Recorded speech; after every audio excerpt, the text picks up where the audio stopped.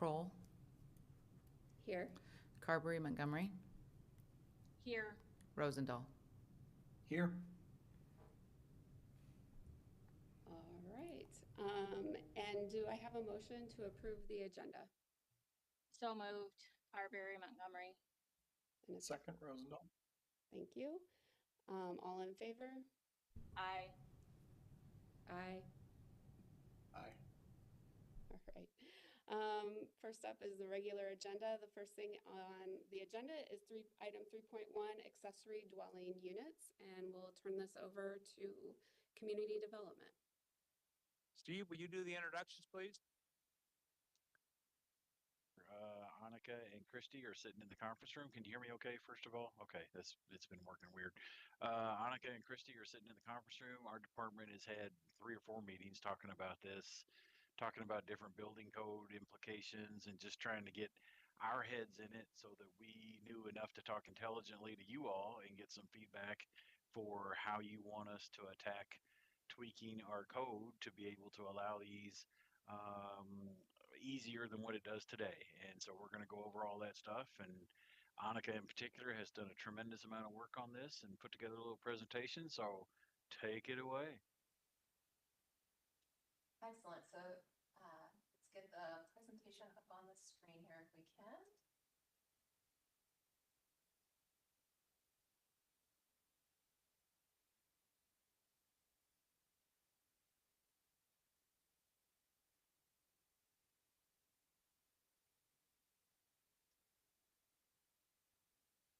So hopefully everybody's able to see this. We're talking today about accessory dwelling units. Just to ground our conversation, an accessory dwelling unit, or ADU, as we'll frequently refer to them, is a smaller independent residential dwelling unit located on the same lot as a standalone single-family home.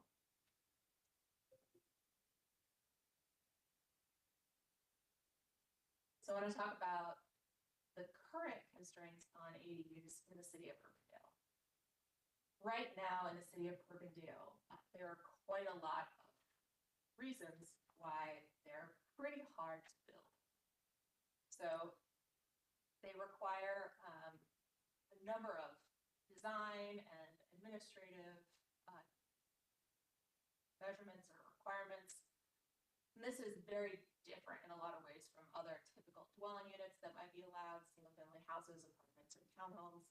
And it's also different compared to other types of typical residential structures like garages, sheds, pool houses, your house.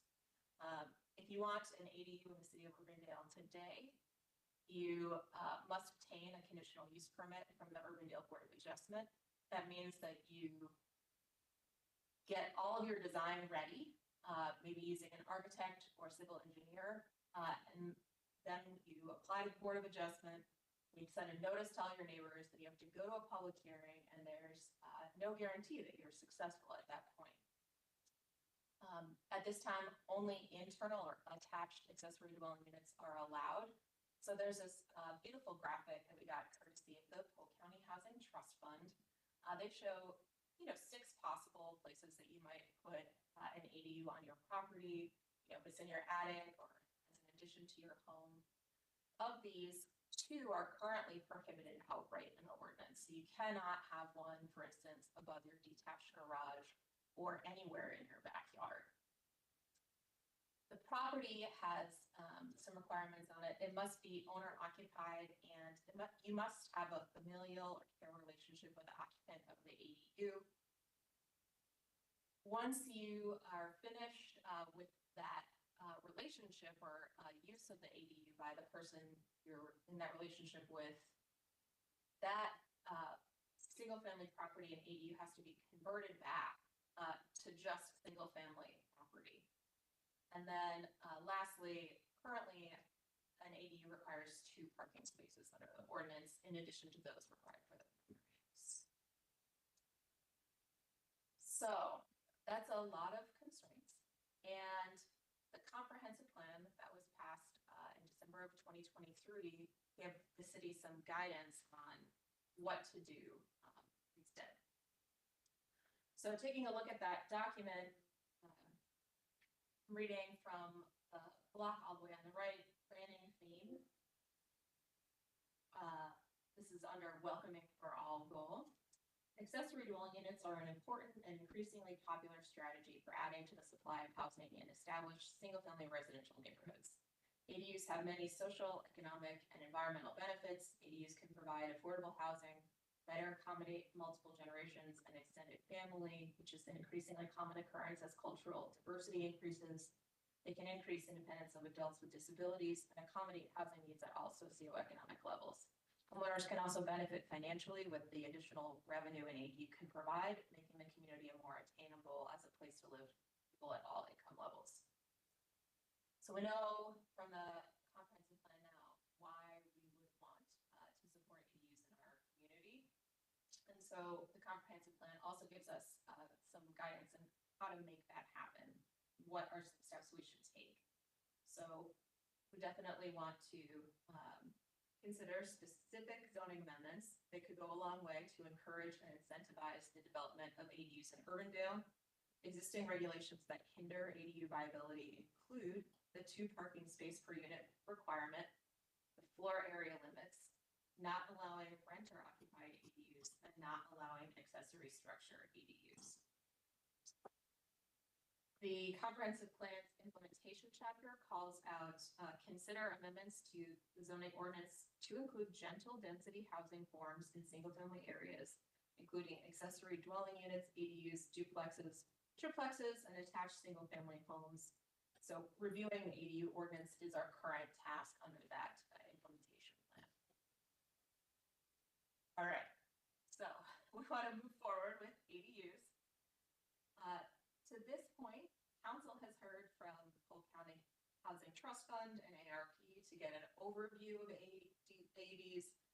City staff has been reading up on the current literature, checking with other communities, and reviewing ARP's model ordinance so that we have a sense of the range of possibilities for our ADU ordinance and the likely outcomes depending on how we write that. The next step for staff will be to craft that new ordinance. And before we get to that step, we wanted to go over some specific aspects of ADU regulations and hear from the council on your thoughts regarding goals for that new ordinance. So we're remote today, and that makes discussion in some cases a little hard, but I'm going to suggest we keep most of our conversation to the end. At the same time, honestly, feel free to jump in at any time, especially if you see something that raises questions right away, or it's confusing, or you're really excited about it. That is completely fine. So with those kind of constraints in mind, at the end of the presentation today, we're going to come back and we're going to discuss these 6 things. Who can live on a property with an ADU, the parking requirements, the location on the lot, the size of the ADU, design, if ADUs are by right or by conditional use. We can also discuss, anything else that comes up. So I have a lot of text on some of these slides. We don't need to get too far into the details, but they are here if we need to reference them. First, I want to talk about who can live on a property with an ADU. As I noted earlier, the current ordinance is quite constrained. It's very specific. It has to be an owner-occupied property, and the other folks who live on that property have to be related to the property owner by blood or marriage, or they may be people who are providing nursing care. And you cannot receive rent or other compensation for the ADU at any time. So thinking ahead to the future ordinance, there's some obvious options. We can keep the restrictions the same. In this case, would be probably in conflict with the comp plan recommendations. We can require that at least one of the units is owner occupied, but allow the other unit to be legally rented without restriction based on familial or care status. Or we can go all the way to the other side and allow either or both units to be rented and not require any owner occupancy of the property. Happy to take any immediate comments, otherwise we'll just hold this one for the end of the presentation. I do have a question, Annika. What about short-term rentals? Have you read anything about how those have utilized or not utilized, or is that something we need to be concerned about? Yeah, there's, I can't think of anything terribly relevant in the literature or the reviews that I've seen of ADUs. In the state of Iowa right now, we are, to be fair, somewhat constrained in terms of regulating those short-term rentals. So whatever we would want to write into the ordinance, if anything about that, we'd have to make sure that it complies with that state law. I have put a little thought into it personally. What I would lean towards saying is, usually the ADUs are not terribly appealing, like as party houses, which is what neighbors often complain about in my experience. If you were going to rent them on a short-term basis, they're likely suitable for just a few people, similar to how you would rent them on a long-term basis. So we can evaluate as we're going forward what the real concerns are and how to address those. I think it's a really important thing to consider. Sorry, I'm trying to drive and Yeah. mute and unmute. I guess I understand that. I know AJ and I have dealt with Airbnb in our neighborhood, and I think one of the biggest concerns is related to parking. Mm-hmm. And I would want to be more relaxed, if this were being used as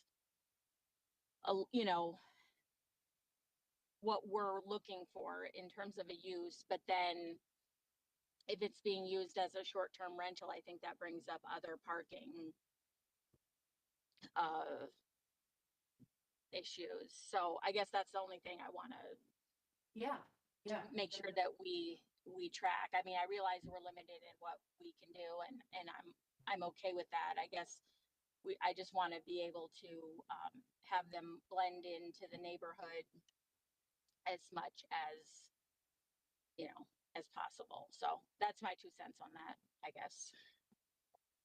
Absolutely. Thank you. And with regard to that law regulating short-term rentals, could we just have like a 1 or 2 sentence summary of that? It doesn't have to be right now, but just to inform kind of future conversation. Yes, I will make sure that goes out.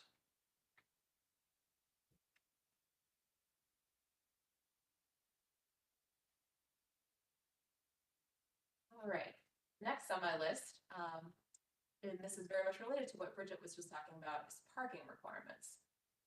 So the current ordinance essentially requires a minimum of 5 off-street parking spaces if you want to add an ADU to your single-family home. The ordinance requires 3 for the primary dwelling unit and then 2 for that ADU. What does that mean in terms of a typical Urbandale development setting? So on the right of the screen, I have just grabbed a random example of a home in Urbandale with a 2-car garage and a driveway in front of it. This is an extremely common design scenario in the city of Urbandale. So in this layout, you have 4 parking spaces to work with. So you cannot, under the current ordinance, add an ADU to your property without paving more driveway if you are able to do that. And that, of course, incurs cost and adds impermeable surface to the property. So that's a constraint and a consideration. The comprehensive plan notes that it is potentially a problem with our current ordinance. So with those things in mind, what are the future ordinance options? We can keep the same restrictions. We can just go to a straight reduction to 1 parking space for the ADU. We could look for something that is tailored more to the specifics of the particular ADU, like requiring 1 parking space per bedroom or sleeping area. This would be in line kind of with the recent parking requirements we put in place for multifamily housing. Or of course, we could go all the way to the other side and remove the requirement for any additional parking spaces. So again, we can hold conversation for this again or come back to it, or we can take any comments or questions right now. If we're keeping an 18 or an 800 square foot space, is it likely that more than one person is going to live in an ADU? It's an interesting question. So I have some examples that I've kind of drawn from later in the presentation. We can look at those. I would say it is certainly plausible to put 2 bedrooms in an 800 square foot ADU.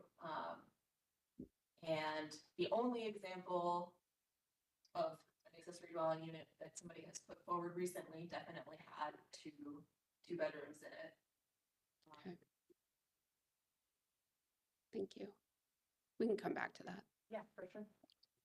Can With, you remind me? Oh, go ahead, Blake. no, you go ahead. I've got it in my head.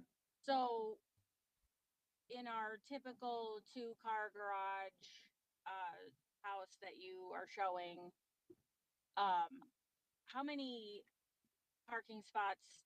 off-street parking spots do we require now? 4 3. or Yeah. 3? Three. And then the ADU requires 2 additional. Yeah. Okay.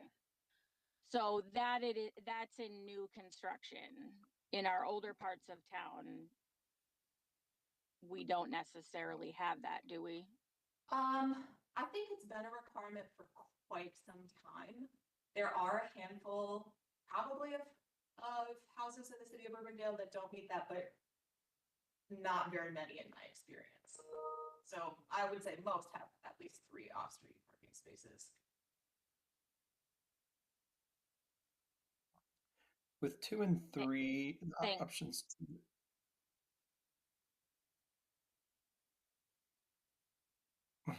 With options 2 and 3, would the requirement, like this is saying the one reducing to 1 on-site, Yes, or off-street parking space. off-street and on? So basically, it would say like we need something on-site and off-site, but it's only 1, not an additional 2.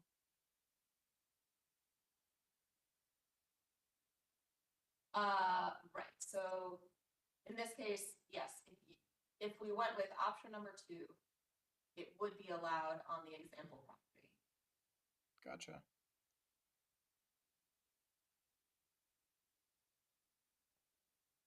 I think there's a little confusion between off-street and off-site.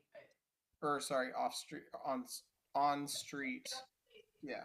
Yeah, we would not consider on-street parking in the ordinance. We would only be considering Got it. Okay. So by that would, private property. okay, so that would cut that entirely and just say, if you want an ADU, you just need to make sure that you provide an additional parking spot if there's, or I guess a minimum of 3, 2 for the house, 1 for the ADU. Yeah, 3 for the house. Yeah, 3 for the house. That's not really under consideration for change. Oh, got it. then- Got it.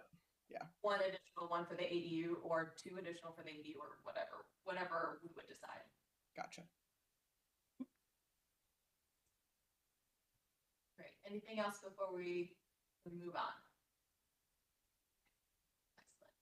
So the next set of slides, they're all related. We're talking about location, size, and design. They're specific and discrete topics, but they really they feed into each other. So I have kind of a series of slides here that looks at how that might come together. So first, where can an ADU go on a lot? So one of the fundamental questions that we'll need to decide with any ordinance is, can you put them somewhere other than inside the single family homes? Can you have an exterior or a detached accessory dwelling unit on your lot? So as we're starting to think about what the implications of new locations for ADUs might be, I wanted to think about some of the existing fabric of our urban neighborhoods. And I just pulled up a sample here. This is on the eastern side of town, It has generally smaller houses. These were built in the 40s and 50s. And smaller detached garages started getting constructed in the 80s, and then increasingly larger garages getting constructed as time passed. So I can't take you back to the 40s, but I can take you back in the Wayback Machine to 2007. So you can kind of see what the last almost 20 years have looked like in terms of changes in this neighborhood. You know, at that time, back in 2007, there were 6 small homes, a few smaller garages. Now, here we are, our 2024 aerials, and we can see, you know, the largest of those garages kind of survived.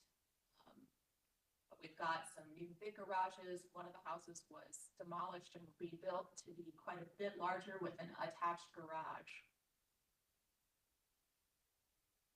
All these houses and these detached buildings were constructed, of course, under the economic and regulatory constraints of their eras.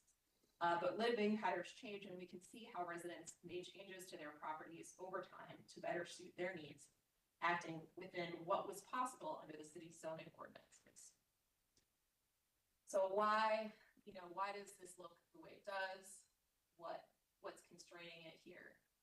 Well, of course, up to this point, you've really only been able to build kind of single-family homes and detached garages or sheds. So what are those detached structures? What does that regulatory framework look like?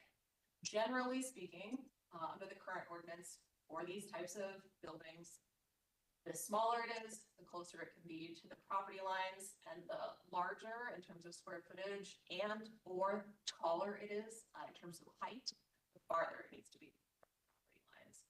So at the smallest size, you might need to be as few as 3 feet from property lines, and at the biggest size, you might need to be as much as 12 feet from the side property lines, as much as 35 feet from the rear property lines.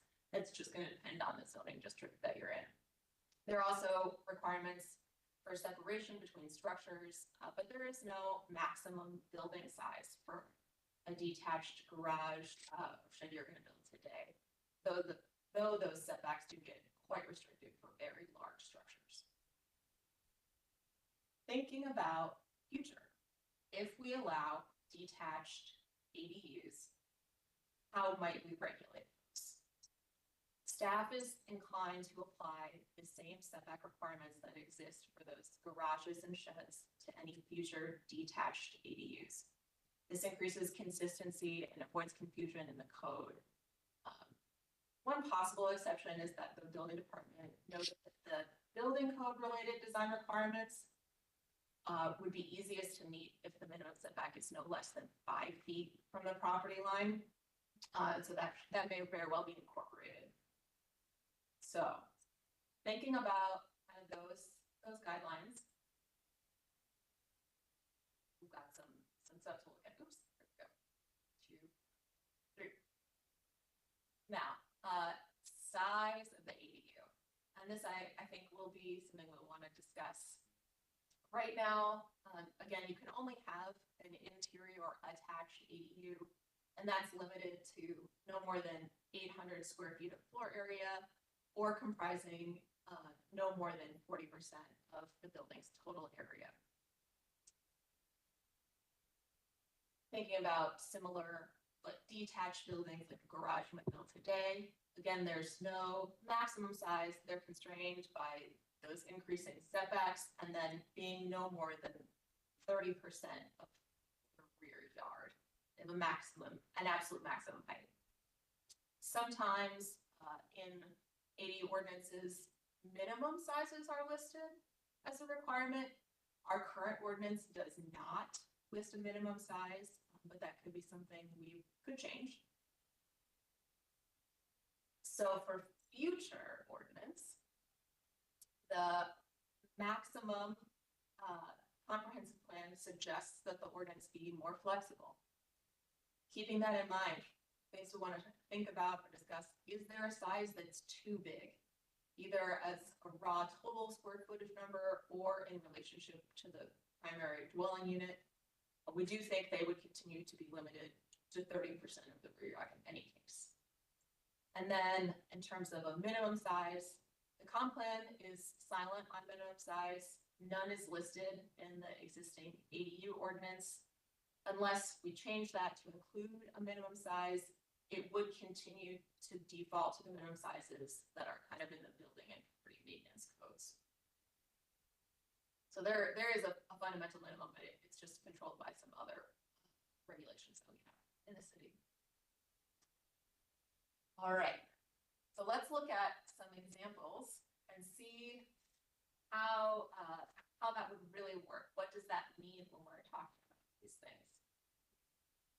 I wanted to get being built around the country for ADUs, and I picked a few sample designs that are getting constructed. These are kind of generic, they're moderately sized. And I looked at how they would fit on a couple of, again, just random existing properties around town. So, taking just a moment to look at what these look like.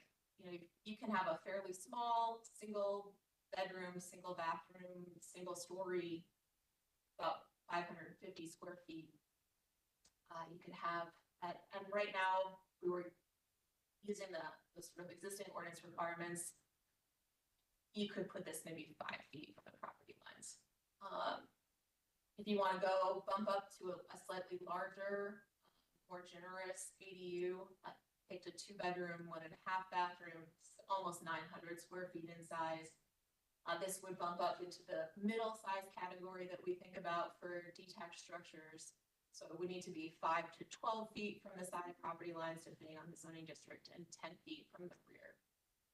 And then I also wanted to look at one that was an above the garage scenario. So this one is again, a fairly small ADU, just about 500 square feet, 1 bedroom, 1 bathroom, but it's above a garage. And so that means it goes quite tall, about 2 stories. And it bumps it into what we have in our ordinances, the biggest size category. And that increases the rear setback to 25 feet or more, depending on the zoning district. So let's take a look at what some of these just sample ADUs would look like on properties around town. The first property I picked out is pretty far west on 159th Street. This is a ranch house. It's a fairly sizable home on a modest sized lot, but they have pretty much maxed out buildable area on the lot for what's allowed for that single family house, because it's a ranch and those tend to sprawl a little bit. But it does have a backyard, so could we put a detached ADU back there? The answer is yes, but it might be tight. So I've picked out the smallest one in my sample group, applied 5-foot setbacks from the side and rear, and a 10-foot minimum separation from the house. But you can see it does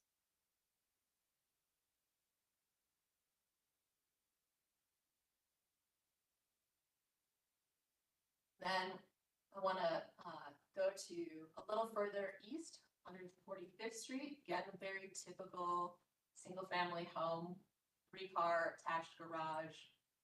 This one is a 2-story, so has a more sizable backyard, so I have a little more room to work with. So what if we wanted to look at putting one of those more generously sized ADUs on this property? So this is our 2-bedroom, 1.5 bathroom example. So I applied the minimum 8-foot side yard setback and the minimum 10-foot rear yard setback and a 10-foot separation from the house. And this is what that looks like. Again, we're taking up a fair amount of the rear yard, but we're not exceeding any of the requirements. And you could build a garage or an outbuilding of this size on this property today this way. This is the question of, if it's an ADU, what does that look like and how does that feel? And then my last example here, we're going back to the east side of town. This This is one of the, narrower lots with a 1,000 square foot house on it. So we leave quite a lot of room in the backyard in this example. This property has an existing kind of a single car garage. So what if they wanted to demolish that, build a larger garage and maybe put an ADU above? What does that look like? So I've applied a minimum 8-foot side yard setback, but because of the height, we're going to kick in that larger rear yard setback. So it would be 30 feet from the rear, but we do still have space to maneuver vehicles in and out. Seems like it fits. So those are all my slides on setbacks, size, and then the last piece of this section is design. So currently, the ordinance says that to the degree reasonably feasible, the building shall appear to be a single-family detached dwelling unit in keeping with the neighborhood.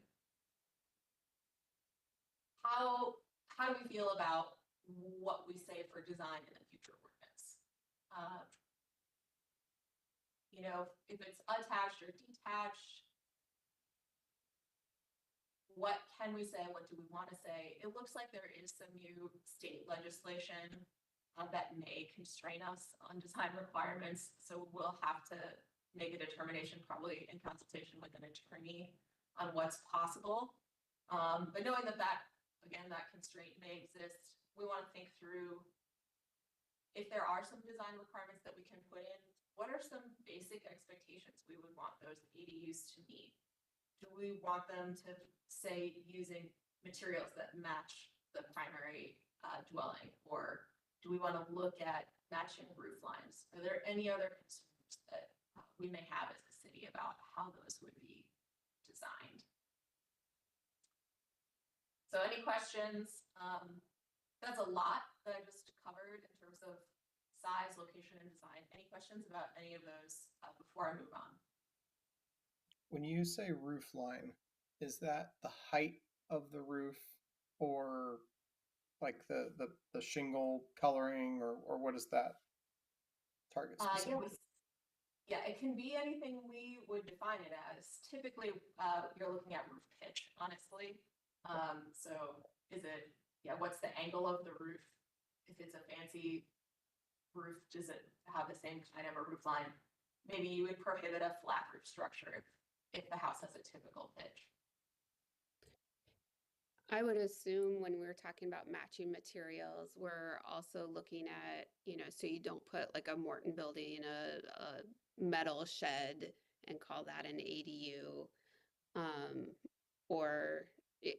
I'm thinking in the eastern side in particular, we have, from a like matching materials perspective, we have a lot of older homes that have masonite siding, old siding, and I wouldn't necessarily want them to match that. Maybe do something a little bit more in line with current building practices. Is there a way that we could, somehow take into account building practices have changed over time when we write those ordinances? Yeah, I think that's a great question. I've not seen anybody get that specific in an ordinance that I can think of yet, but you certainly would have the option to say, just match the color, right? That's something I've certainly seen in an ordinance. So maybe you're not using the identical material, but both buildings are white or green. Okay. Rather than mismatch material. There are potentially a lot of design options. We just have to think about what we want to prioritize. So Yeah, I feel like that color would be a reasonable thing, but I agree. I don't think we want to be asking people to do masonite siding. As a person who got rid of their masonite siding, it was awful. Annika, I have a question, just procedural action when we're talking about the appearance related issues. how would this all fit into, for the homeowners associations that are so prevalent throughout the community? And any any standards that they may have within those covenants is, again, more of a legal question. I know we'll get through more of this as we go down the line, but I think it's a question, but also a statement as we'll have to be cognizant of that, because would an ordinance permitting a accessory dwelling unit in an area where their covenants may say you can't have that, and those are usually civil matters, not city enforced on those covenants. But here we come as a city saying, no, we're now going to, under these guidelines, make this available to residential properties. Yeah, absolutely. So the way that I best understand covenants is that they are private and civil agreements. And the city is not really party to them, and we don't really have any jurisdiction or say. So for instance, today, there are plenty of parts of Urbandale where your covenants prohibit a chain link fence. City of Urbandale allows a chain link fence.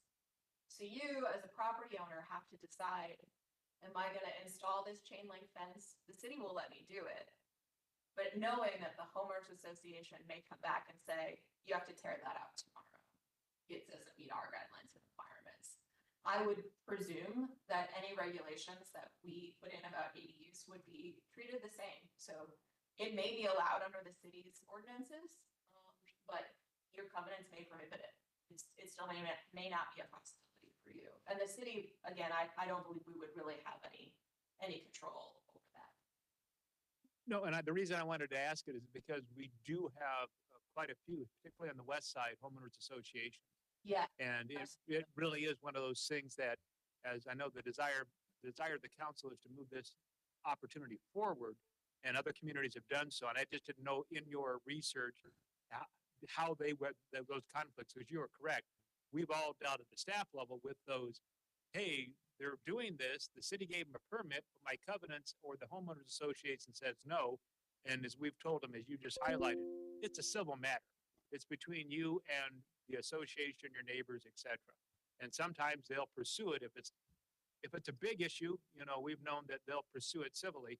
If it's like, oh well, you couldn't paint your shed that color, it becomes more of a nuisance, and they won't do anything with it. So those are just one of those cautionary things. Is that, you know, as this moves forward, you know, it does get into. I think Bridget made comment earlier about the VRBO that's in the neighborhood where she lives. We don't regulate that, but it is a single family home that is out in the marketplace. So those things come up. AJ, that's a good question. We have a new subdivision about to be platted. And so I asked the attorney, I said, interpret your code thinking ahead to ADUs. We're considering a detached option. I said, I'm not looking for a legal opinion. I just want you to interpret your own document. And he said, our covenants would not allow detached accessory structures. And he made no move to change them. But it's a firm that does a lot of covenants. And so I have a feeling that that would be the same interpretation in several, especially of the western subdivisions that have been recorded, is they've already been written to prohibit that. Now, maybe somebody with a passionate project goes and changes their own covenants, but I actually did ask an attorney, and he's like, yeah, detached wouldn't be allowed. And this is a really good conversation. I think we need to continue it, because this may be a really good opportunity to talk to them and say, like, hey, we're putting this together. Is there a concern specifically that you would want addressed by this? Is this an opportunity for us when we're moving forward on this to come along with however many homeowners associations or whatever, basically all of us do it at the same time, basically? Like, can we have some of them be like, yeah, our concerns are met and we're going to lift it on ours, so that more people have this opportunity too? Not to say that like homeowners associations necessarily get to drive the process, but, you know, in the spirit of having input and understanding what their concerns are specifically about it, we may get some more opportunity to kind of expand the map. I think what I consider doing, Blake, is considering that during a public hearing process, because we'll have to have public hearings at Planning and Zoning Commission and Council. I think there's at least the impression at the staff level that we should probably hop to it a little faster to get some changes versus waiting for lawyers and HOAs to all come on board collectively. So I hear what you're saying, and so maybe we can pull them in as we, especially once we have some kind of guidance from you and have a better product to discuss, we can probably reach out to some specific groups, but we probably don't want to wait for everybody to like be sure and have a seat at the table kind of thing, because we will go through a public hearing process. Yeah, no, that's fair. That's fair. I just want to make sure that, you know, like we get we get to the end of the road and it's not like 10% of Urbandale that we can do this in, or you know, whatever. No, I don't disagree, because we had a builder at the table here for a different unrelated project. We're like, hey, we're thinking about it. He was less than thrilled. And he's a home builder that would be familiar to everyone on this call, but he's like, you know, I don't think so. So I get it. We'll be getting more input too on some of this. So, And, you know, the reason that ADUs are allowed in any form in our current ordinance is actually because of a developer who was going to do and never actually did complete a new project. They wanted ADUs built in from the beginning. And so the current ordinance is so restricted because it was really tailored for that one kind of specific user. But you may see after we amend the current ordinance that more developers, once they have more certainty about what's allowed, they want to incorporate it from the beginning in a whole new subdivision. That is not an unbelievable thing that could happen. It certainly is something that I understand does. That's a good point. Right. And then I'm going to take us just to my last item here. So actually a lot of the things that we've been talking about, we could think about in this context. ADUs by right or by conditional use. So right now, every possible ADU requires a conditional use permit. That decreases certainty, it increases expense, it increases the amount of time it takes. You may be in a situation, you know, where you're at the mercy of your neighbors. You don't really know what's going to happen in that public hearing. For the future ordinance, how do we want to continue? So we could certainly require to continue, we could continue to require conditional use permits in every circumstance. That gives a lot of control and also, you know, somewhat appealingly, a fair amount of flexibility. Maybe it's okay in this circumstance, maybe it isn't. Board can decide based on the specific factors involved. We could move to a situation where certain ADUs are by right. You know, if it's kind of a standard one, maybe you can just apply for a permit and get that approved in the next week, like a typical building permit for a new house would be.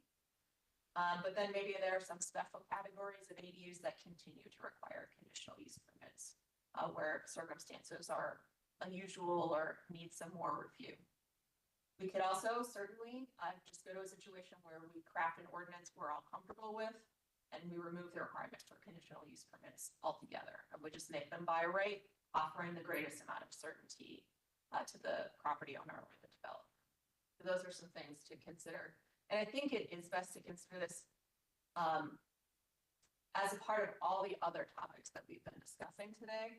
Because, like I said, it is factor in. Is it maybe better in some circumstances? There are upsides and downsides to every part of the way the ordinance is crafted. So that is the end of my presentation. And now I want to just open it up for discussion and make sure that we've covered in our chat with each other kind of these 6 areas. So we've used about 45 minutes, so I have a few more minutes left. I'm gonna go ahead and stop sharing this one. And just kind of open it up for discussion. I guess I'll hop in here simply because I realize Bridget's driving. But I wrote down the things that really resonated with me as you went through your presentation. I guess I would be in favor of, first of all, everyone having a rental agreement, simply because of some of the issues that happen, even if it is families. You know, still having a rental agreement protects in case of whatever might come down the pike, who knows. But I do like the idea of one unit owner occupied of the between the ADU and the main. I think it's fair to go to parking for one, down to one spot for the ADU. The 5-foot setbacks make sense. The material alignment makes sense. I like the idea of doing a by right, conditional under some circumstances. And I think that would require some fleshing out, like, you know, all of this probably requires some fleshing out. But I guess that's where I'm leaning right at the moment. Thank you very much, Amy. That's so helpful to know kind of what you're thinking about in terms of goals for the ordinance and what might be realistic.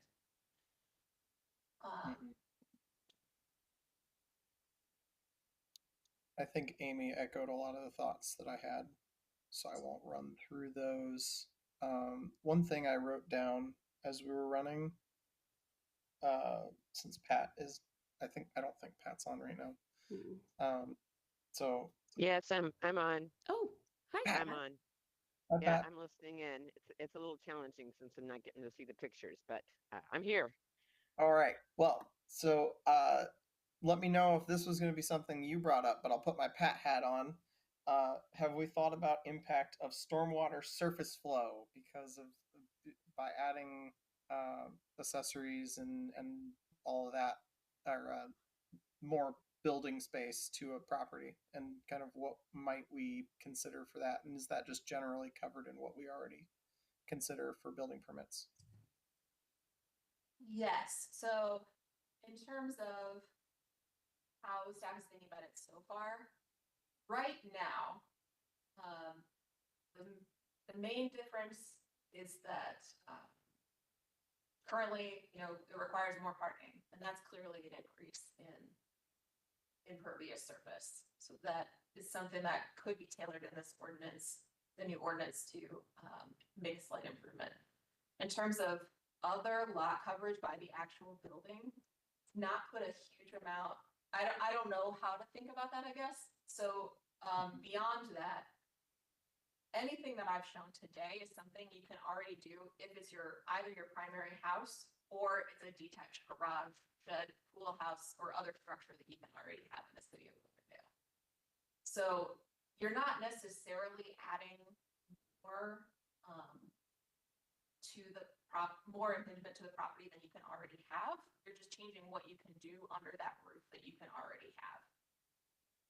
And I think this is Christy, to add, if you can see the screen, because I think I'm just still sharing, where it says size of ADU, that last section, that last line, it says detached ADUs would continue to be limited to 30% of the rear yard. So right now you can cover 30% of your, this is why we're supportive of keeping some of the same numbers. Right now you can cover, as Annika said, 30% of your yard with a shed, or you could cover 30% of your yard with an ADU or a pool house or some combination thereof. So it keeps that maximum in kind of some indirect consideration of stormwater. So, you know, are they running new storm pipes or something like that? No, but that's why we kind of want to keep that maximum in the rear yard, because it does relate to stormwater on one of the bulleted lists of things we should think about, kind of thing. So thank you so much, Christy. And now I'm going to ask, for my learning purposes, is there some other, from either you or from Pat, some other way that we should be thinking about that, or you would want us to think about that?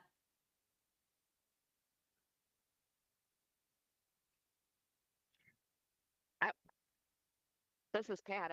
We certainly want to think about it, but I'm not sure what that looks like yet. Okay, great.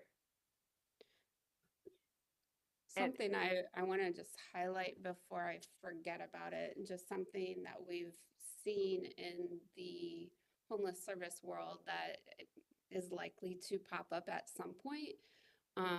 We've seen people try and build structures on wheels that are movable.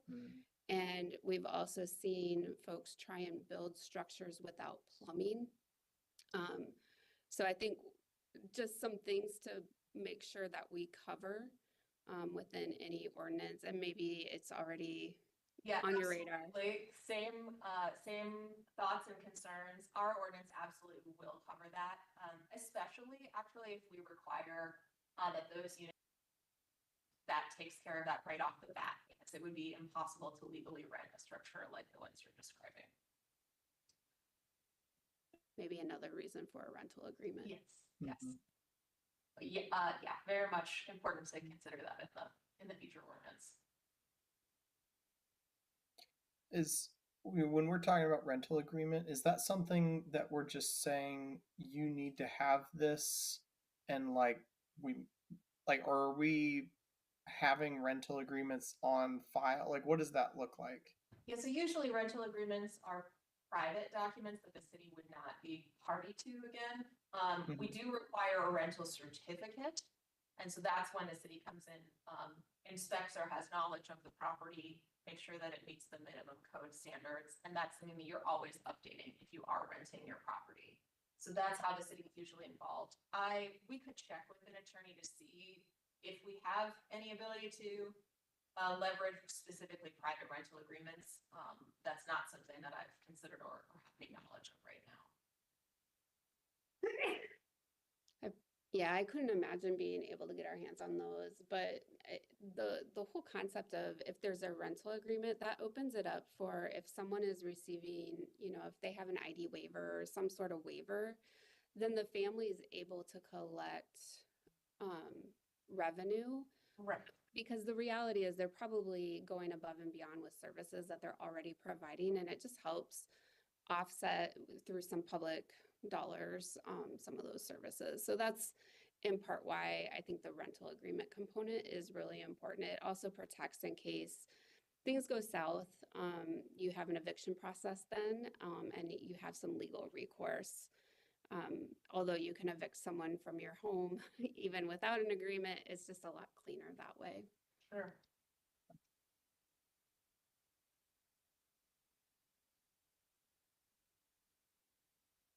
I do want to just make sure that we are all thinking about size of the ADU in the same way.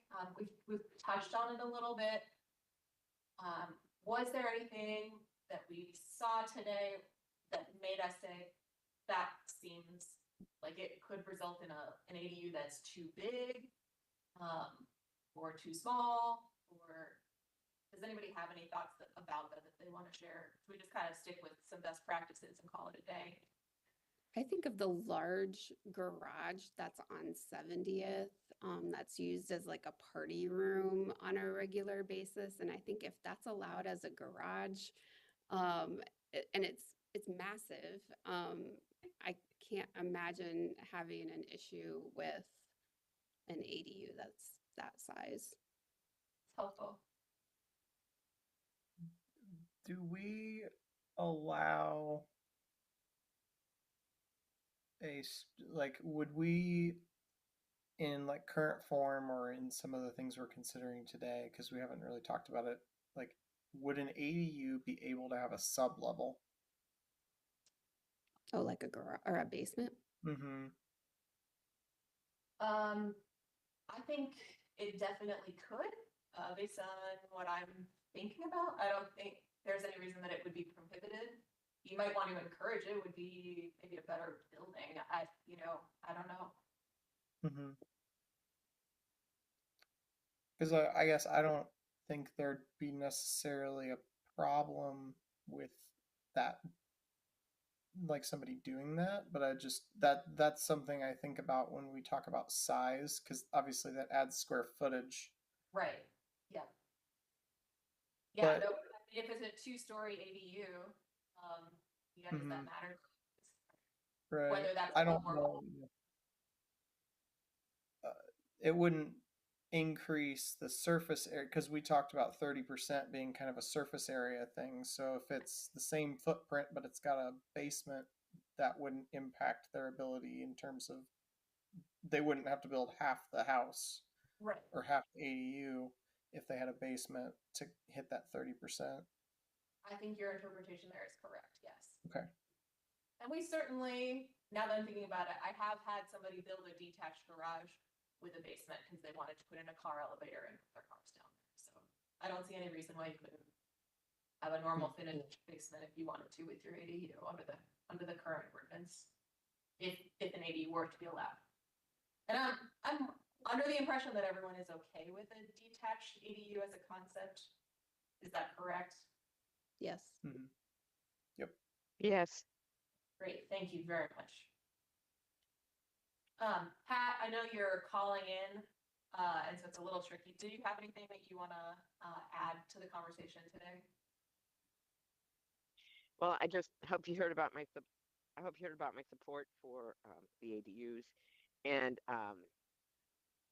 I I kind of am wondering about the parking, but I'm not sure our neighborhood here is relevant. I don't know, but I look here and there's just tons of available on-street parking, and you got the the big driveways.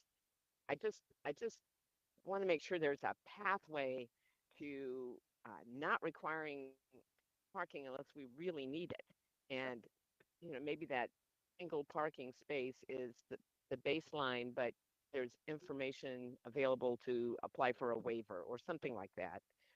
And then related to design, I don't know how to word it so that you get away with it, but really, I think what we're looking to is to honor the aesthetic and character of the existing neighborhood. Sure. And beyond that, I don't think we're really trying to do much. So I'm not sure exactly how to do that. So those are some thoughts I've got. I just think this is wonderful, all the work you've put into this.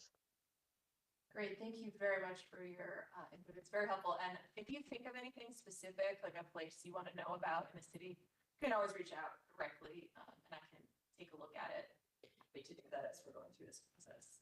So I do want to give AJ some time for his last item. So we have two more thoughts, and then we'll wrap up. I'm just wondering if they need a waiver, if that then becomes a conditional use scenario for the parking. Yeah, that's probably the only way to accomplish that. But yeah, we can just factor all those things in and we'll come back with some recommendations. Sounds great. Well, just wanted to say I am very supportive of us moving forward with this. I think AJ asked his question because he's looking into going into the rental market now that he needs additional income. But I think he brought up a really good point about how we deal with our HOAs, and clearly you guys have thought about it, but it's something to consider as we move forward. So I say go forth and make good plans about this. I'm excited. I've been advocating that we get AARP to do a infill demonstration unit in Eastern Urbandale somewhere, but I don't know. See if we could get that taken care of. I don't know. Might be a big ask, but they did a new construction. I think they need to do a infill one. So. All right. Well, thank you, Annika. Thank you, Kristen and Steve. If there's nothing more, I'm going to turn it over to item 3.2, which is the franchise fee and the 28E agreements. And AJ, take it away. All right. Thank you, Amy, members of the council. I know we've got some time issues and I'll be brief because this is really, even though I sent a lot of information and I've sent this previously, particularly on the franchise fee and hinted around on the other issues, just kind of in verbal conversations with some of you. I know I've had these with the mayor, is that as we get closer to the budget process, and here's my disclaimer, this will be your budget process and I'll have very little, if any, input on it, but I feel that these are things that you need to start thinking about. So this conversation really is a beginning what I think will be additional conversations. And so this will be more at a higher level, conceptual ideas at this point, because I really don't have anything specific to share with you as far as you should do specifically this. So I will go just through these really two things quickly. And this is subject to, I'll have other additional discussions, particularly when into budget time. But here's the first one is on the franchise fee. This is information that I know that it's been around that discussion for a while. And I think I've mentioned it, or Nikki and I have mentioned it at budget discussions previously, is that at some point, whatever that point may be and what other conditions are, the council has this tool available to you. The franchise fee is up to a 5% fee on electric and gas. You can do it either or together of usage in the community. And that usage applies to everybody. So whoever uses gas, electric, doesn't matter. If you're a non-for-profit church, school, the biggest, most successful business in town, residential properties, commercial, doesn't matter. If you have a meter, it would be subject to that, depending upon if the council chose either gas or electric or did both. So that's one thing. State law allows for city council to enact by resolution a fee up to 5%. And so information I sent you previously was that many, if not all of our metro community neighbors have a franchise fee or are seriously considering it, or if they have it, are considering raising it. Part of this, and I should have premised this by the fact that as you go into your budget session, and we will have the second full year of Senate File 718 in effect. And we were at a meeting here recently. I don't know, I think Amy, you were at that meeting. And the question came up to Nikki was, do you think we're going to get hit again by the 718 requirements on the, if we have a 2% growth or greater? And the answer is yes. You know, twofolded. If we go over 2%, there's going to be a penalty, if you will, a reduction that's going to be imposed. If we're under 2%, that's not good either. You know, so you want more growth. And the law did. Last year, we took what we lovingly refer to internally as a haircut. We took a 50% haircut on the assessed valuation growth. So that regulation, those laws are still in place. There's other language out there that I've shared with you and I've shared with staff about what the temperament of the legislature is going to be going into the 2025 session. And they have openly and more aggressively stated that property tax and income tax is high on their list. So there may be other restrictions that come forward, probably after you go through all your budget process, notifications, certifications, etc. So the franchise fee is something that you control as a council. So as I shared information earlier, a 1% franchise fee generates roughly about $500,000 in revenue. The discussion we've had internally, and this is really intended to be more at the high level, is that if you do impose a franchise fee, a couple things. Number one, you should probably tie it to a very specific thing, a roadway, something that everybody in the community has access to. Everybody drives on the roads, and you're going to use this money to do improvements and expansions of roadways, et cetera, maintenance. That, on turn, will help save monies within the general fund that we make available to roadway or other related activities. Could be police, could be fire. Something that everybody has access to. So it's not like, well, I'm going to give it all to the library. Well, I don't go to the libraries type of thing. So that's kind of a broader perspective. And then it is a process of getting the word out there as you bring it forward, how you message that action, because it is an additional expense. And again, it's just, these are options you should consider because you control them. The second item was on the, and again, the franchise fee, it's mechanically, you have the capacity to do so. There are two issues with the franchise fee. The first one is that you have a franchise renewal that will be taking place in 25 or end of 25. So you have a long runway.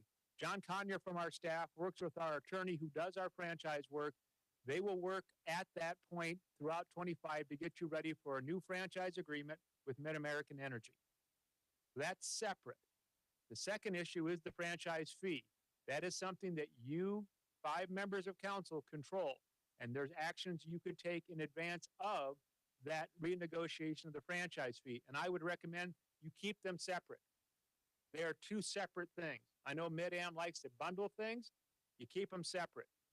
So that's it. So that's really the discussion is start thinking about it. There is revenue you could generate, but there are the parameters you want to think of how you would use that and the messaging you would have to put out there. Again, not asking for specifics, but those questions, again, through Nikki and Curtis and I, when we've talked about our budget reviews we're going on now, those are questions that you should be prepared to have a little bit more detailed discussion on when it comes to your budget. The second item was the, AJ, yes, can I please. quickly interrupt? Yes. So franchise fee, that would then eliminate lost, correct? Loss on the franchise item. So right now you collect loss on gas and electric. That's a sales tax. So you get that. As we talked about in general, and Nikki, if you're on, please jump in. This is one of those things that if you had a franchise fee, that money, that percentage, whatever that dollar amount is, comes to you directly. The local option sales tax, remember, gets put into the pool and then it's distributed by that formula. So it's diluted. When you go to the local option sales tax, so in a very broad parlance, your franchise fee will generate more than what you lose in the local option sales tax. And that was my question. Do we have a sense of how much we take in for lost related to our utilities or our gas and electric? So it doesn't break out. I can jump in on that, Amy. The percentages we know, but we don't have a total volume based on the numbers that Mid-Am sent us of what 1% franchise would generate at about $500,000. So we should be the same thing, right? Lost should be the same 1%, but that 1% for lost goes to the county, and we receive back about $90,000 of that $500,000. So lost generates 500, same 500,000, but in Polk County we are about 10.3% of the distribution model. I guess the calculation goes through that dilution process that AJ was just talking about. So we get cents on the dollar based on lost versus franchise is we would get every dollar of the 500,000 versus we get about 90, I think it's about 92,000. So it's pretty small comparatively. So yes, we would lose the lost on the utility bill only. We'll still have lost on everything else for sales tax related stuff. But yes, there is a pretty big difference. In Dallas County, we're about 8.9% of the distribution formula based on who has it today, which is all of them in Dallas. Polk, we know Ankeny doesn't have it, obviously. So we lose a lot of it, actually, on that That's helpful. specific piece. Great, thank you. Yep. And Okay, so that is, I'm sorry. to piggyback off that question, then, is that basically if we were to go over to a 1% franchise instead of a 1% sales tax on those items, is that basically the remaining amount that would be distributed? Is that just distributed to everybody who has local option? So basically, I'm just trying to figure out like who else, where the rest of that money is also going. So it's based on all of the cities that have a local option sales tax. Okay. There's actually a calculator. It's out on the Department of Revenue's website. It's available to anybody. So you can put in, here's the amount. So if I put in the $500,000, if I was going to get that amount, it goes to the county and they redistribute it how much actually comes back to me. But there's 2 pieces of it. Some of it's based on the population formula based on the last official census. And then the other part is based on the valuations from like 1984, 93, 84, yeah. It's Early 80s.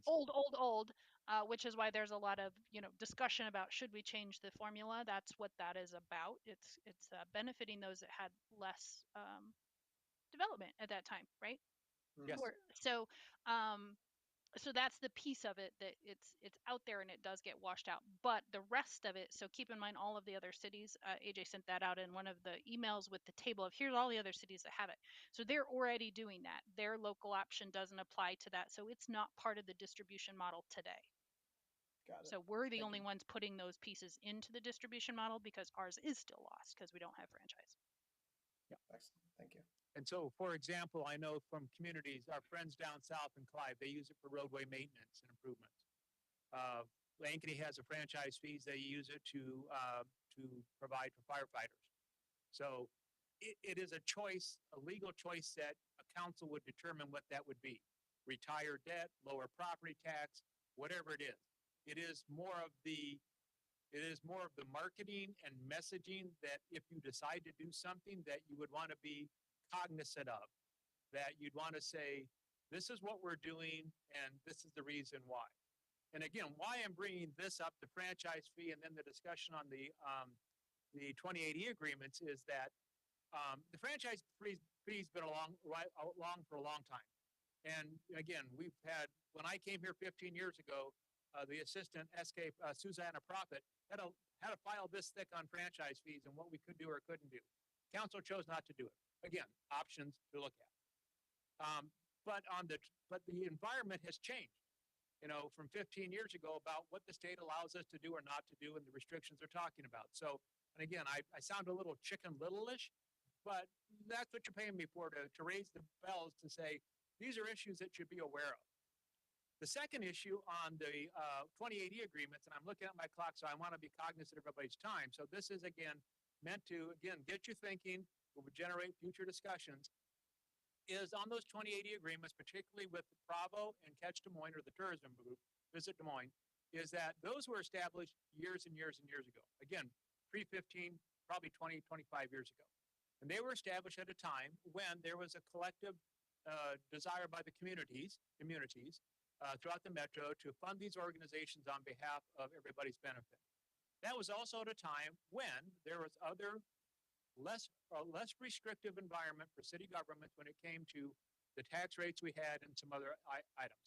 So again, in the old days, you used to have $8.10, and then you had an emergency levy, and then you had other levies that you could use, and each council would go through and determine where they wanted their levies. Now that you have, again, restrictions placed on your growth, and if there is going to be a 2% limitation on your revenue, which has been bantered around, and again, all of it's yet to be seen, is that you now are in a different environment when it came to the city's positions to be part of this group and fund these outside groups. Each one of our agreements has a 15-month exit clause. So for whatever reason, you could say, we're out. And then you have to be part of this conversation. You say, I'm out. There's no financial penalty. It's a 15-month exit clause, and you notify them, and then you don't have to honor the 2080 anymore. They're done. You could always go back and say, we're done, and Group A, we're going to give you X amount of dollars. And that has been a very active part of the conversation that I've had with the city managers, and I know Nikki's had with the finance directors. And this conversation's been ongoing for about 3 to 4 months. It always comes up at meetings as to preparation, looking at legislative issues, what options cities have. And a key part, and we talked about this internally, was when they implemented provisions of 718, the message was minimizing reliance on property tax. Find other revenue sources that are still available to you, but their emphasis was to provide property tax relief. And these are mechanisms that exist right now for you, the franchise fee for sure, and the relationship you have with these two groups. Again, what I gave you, it's still a work in progress as far as the discussion at a staff level and at the metro level, I'll say that. But I will tell you, again, speaking from the group of managers, they all are looking at this to say, this is because of the 5 to 7 to 8% growth in revenue that these groups have had, and cities now are looking at 1, 2, or 3%. Is it time to change that narrative? And what that narrative would be, as I suggested in some of the material, would you have a negotiated agreement with both of these groups to say, we're going to look at a percentage reduction in what we give you each year. We're going to establish a new base. We're going to maybe have restrictions on growth. You're going to get no more than a 3% growth, and everything else comes back to the city. There is a lot of moving parts. And so I probably shouldn't give you all that information because I don't want it to sound like it's set. These are just examples of what's been talked about. So it's more at that 30,000 foot view is that these items are within the preview and control of the city council, your council and other councils. This discussion is active. And I know, for example, the city of Waukee does not have a 28E with Catch Des Moines. They are currently negotiating what they may give them on an annual basis to be reviewed annually. They're not going to get into a 28E.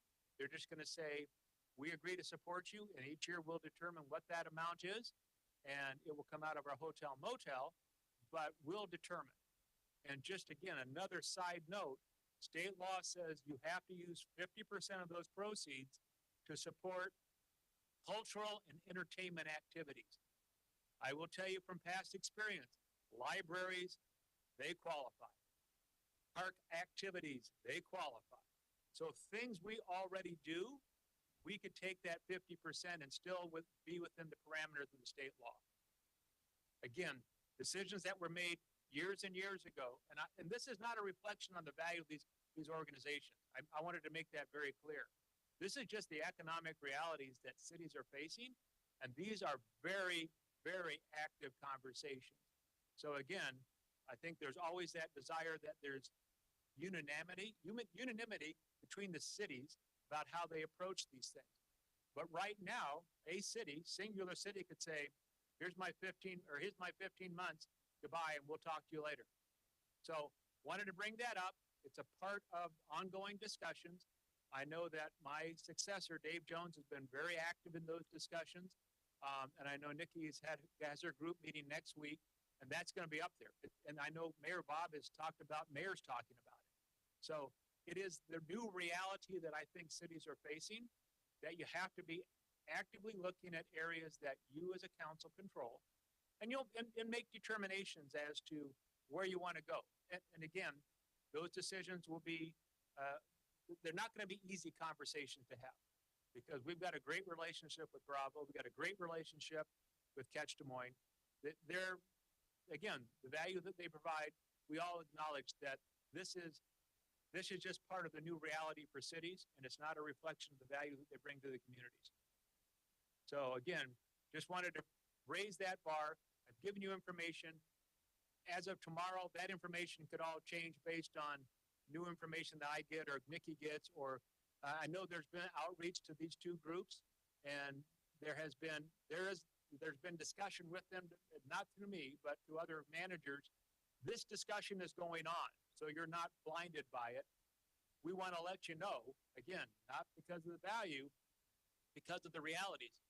And the last thing I will say on that is that this is a roundabout way to get more partners when we go up to the hill.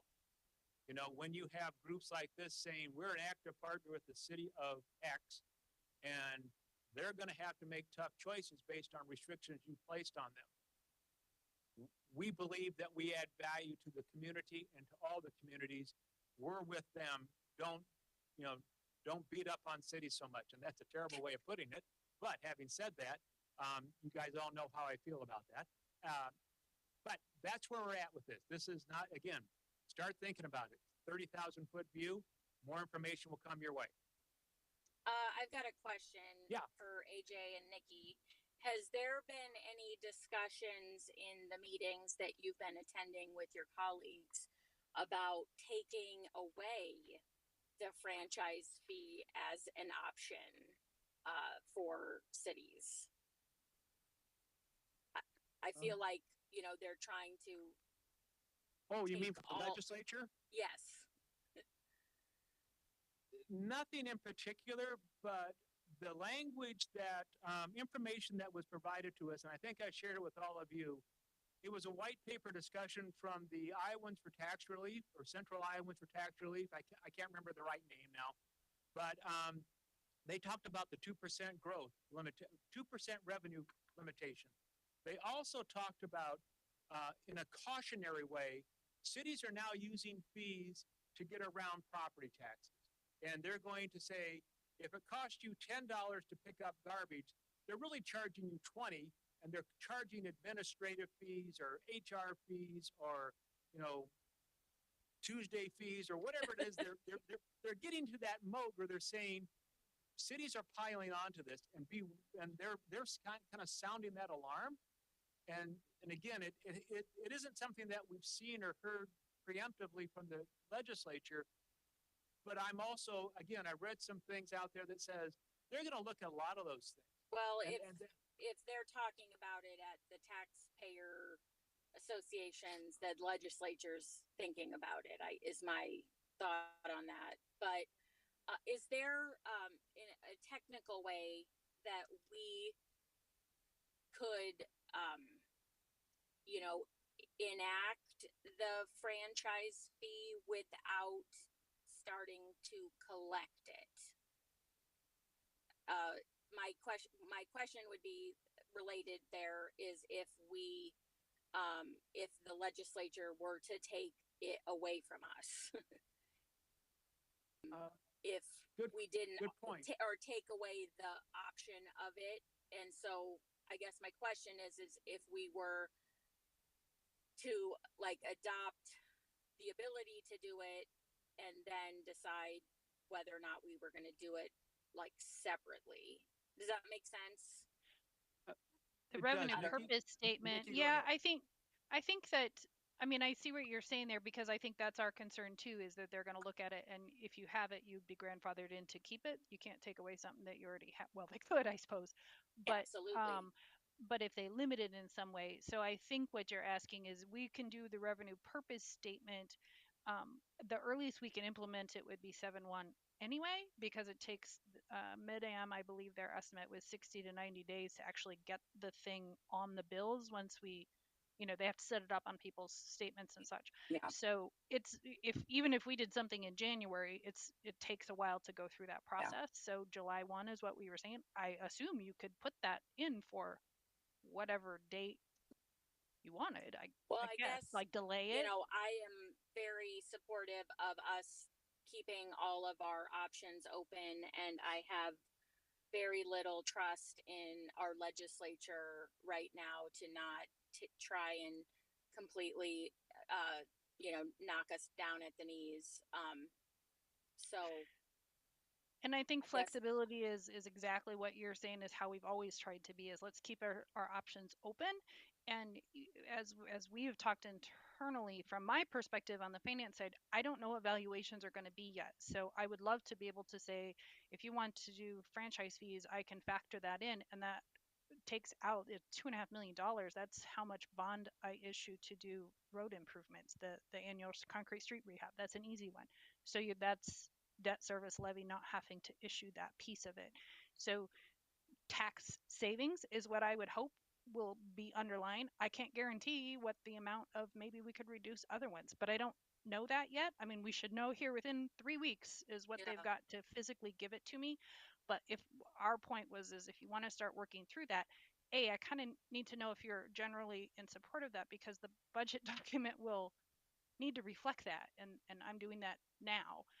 Well, I'm generally in support of moving assuming to just do it towards that Okay. as our other options are being limited, and we are a growing city with growing needs to provide services to our city with lessening ability to raise the revenue to provide those services. So, And I think that is a good approach if you do I can put it in and factor in the fact that we would go in with that, knowing that through the budget process, I mean, we don't finalize that thing until our first public hearing for the max rate stuff isn't, until March. So we have time to react to so can we adjust tax levy to deal with the fact that I'm going to bring in additional revenue from a different source? We're diversifying our revenue and property taxes could potentially come down.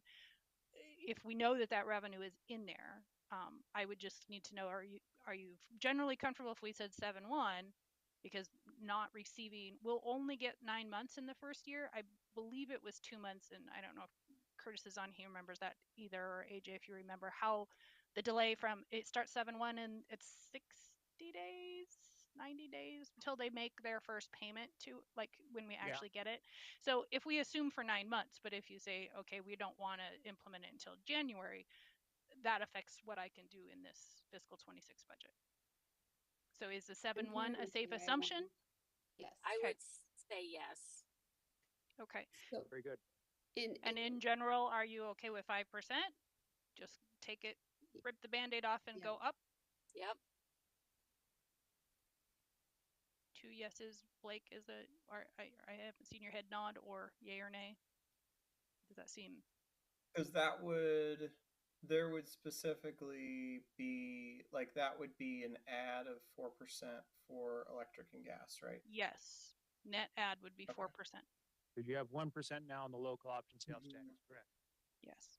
And we talked about it, and Curtis just we talked about in the hallway, he goes, that's about an $8 differential on a residential bill, Got it. Okay. just in general. And he was just using his own residential Yeah. for as an example, but, you know, and it's where this, in all honesty, where this is going to be, you know, if you're a big user, it's going to be a dollar amount. There's no question about it. You're going to get the 4% because you already have the 1% now. So the 4% is the additional. And there has been, again, these are discussions internally, but on businesses, if you look at their branch, if you look at how they consume electric and gas, that's something that they can control. On the property side of things, you know, they really, unless they take a protest to it, they can't control the assessed valuation of what the tax rate is. So if they're looking to ways to control their costs, this is one way that they have for control.